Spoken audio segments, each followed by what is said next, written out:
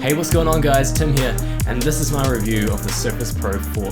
So Microsoft changed the box up a little bit this year. It's actually closer to the Surface Pro 2 than the Surface Pro 3 in as far as the outside goes, but inside everything's the same.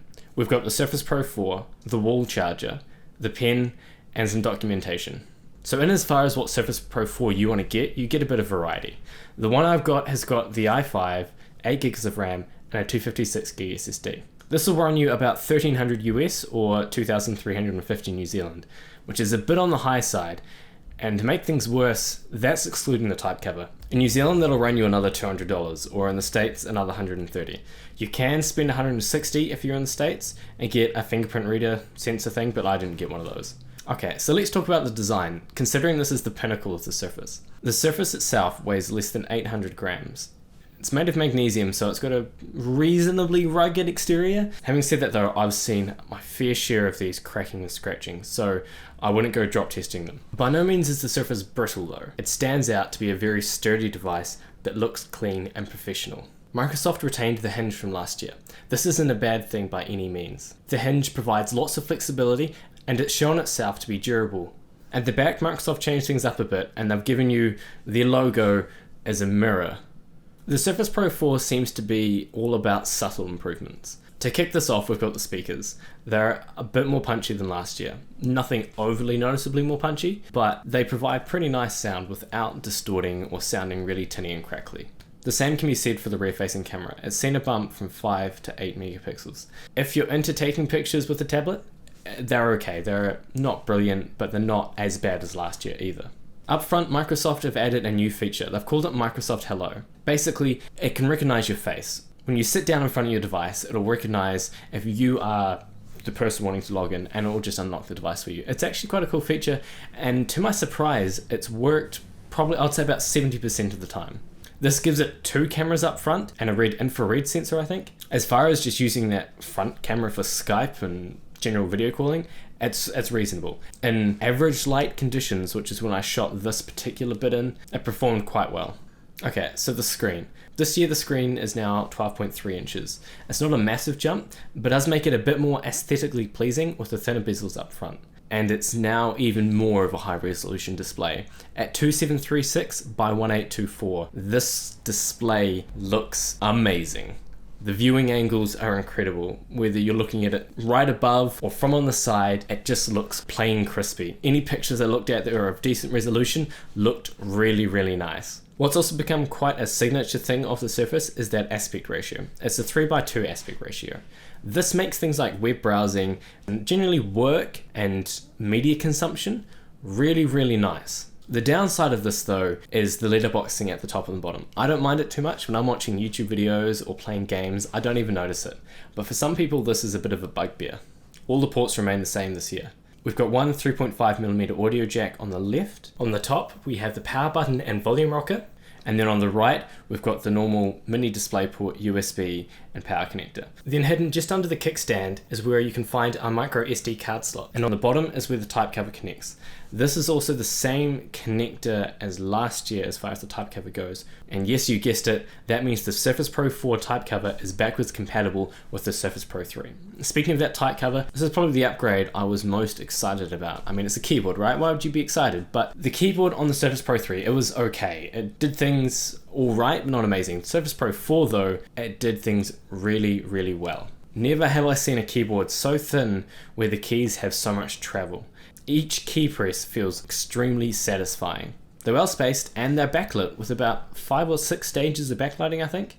To top off the marvelous keyboard that they threw on this thing, they've got a touchpad that now has a glass coating. It means your finger glides over it with ease. It's also bigger, so two-handed use is a lot easier. It's also really clicky. I'd say about 70% of the touchpad is very responsive and clicky. It's not like the new MacBook where you can click anywhere and it will register. You still can't really press down at the top of the touchpad. But hey, providing a really enjoyable user experience. Okay, so the pen. It's not something I've personally used a lot, but I know people who do. And for those people, it's seen a massive overhaul this year. It actually sticks to the Surface properly. It's like Microsoft are listening to the people, and they did it well. The connection is fairly strong, and there's no removable battery, so I'm pretty sure it charges wirelessly to the Surface. And if I'm wrong, I'll know in the comments. Microsoft tried to make this pen more like a pencil, where the top of it is an eraser, also doubles as a button, and the nib has a bit more grip than what you'd expect from a pen. It makes drawing a lot more accurate and more enjoyable. And then you just flip the pen around when you would like to use it as an eraser. And it has that sort of rubbery texturized feel while not being necessarily rubber itself. So as I mentioned, the top is a button, and the longer of the two magnetic strips on the pen also act as a button. Okay, so this is where we move into the battery life. It's really average, if not worse than last year. If you're a really heavy user and you want the max brightness, you're looking at about an hour's battery life. If you step the brightness down a couple of notches and you're more of a medium user, you'll probably get about 3 to 4 hours battery life. And then if you put it in battery saver mode, you're probably looking at about 5 to 6 hours. So the Surface Pro 4 this year has the new Skylake processors by Intel. This gives it about a 30% boost in power. What does this mean for real life usage? Well, I could play games kind of a little bit, sort of, not really. Dota would play at about 40 frames per second on absolute lowest. If we move on to other first-person shooter games like CSGO, it was not even really playable at medium settings, where I was getting average around about 30 FPS when it actually mattered. But then if I stepped things down to low settings, I was looking at about 40 FPS, which is, it's playable, but it's not a gaming device. If you're looking to play anything other than Minesweeper, you might want to look elsewhere. Just for lols, I decided to play Rust. Yeah, 10 FPS if you're lucky. Something that's always struck me about these really thin profile devices is how they keep cool and what the effect of their heat does to their performance. So I ran some stress tests and I monitored the temperatures. The highest temperature I ever saw was about 63 degrees. But a side effect of all this heat and the really small fan that they've put in the Surface is that it thermal throttles. I saw it throttling down to a constant 1.3 gigahertz on the i5 model, down from 2.9 gigahertz. That's a significant amount, so it's just something to bear in mind if you live in a particularly hot place or you're doing particularly intensive tasks. Something where Microsoft cut corners though would be the RAM. They've only put DDR3 memory in, not DDR4, which is interesting as DDR4 is the new memory that Skylake is supporting. The SSD in this thing, it remains relatively similar to last year, with read speeds as near as makes no difference to 1.5 gigabytes per second, and write speeds significantly slower at 300 megabytes per second. The slower write speed shouldn't make too much of a difference in your everyday life, considering you'll spend most of your time reading from the SSD as opposed to writing to it. So it's fair to say Microsoft have crammed a pretty powerful package into a very small form factor. The noise produced by the fans is quite quiet. At idle or not doing much, it is virtually silent. I couldn't hear a single thing. When you put it under some load, definitely notice the fans spin up. It wasn't anything crazy though. I would say it's noisier in the sense that it's louder than my desktop, being a higher pitched sound, but nothing I really had much of a problem with. So conclusion time. Would I recommend the Surface Pro 4? Yes, depending on your need.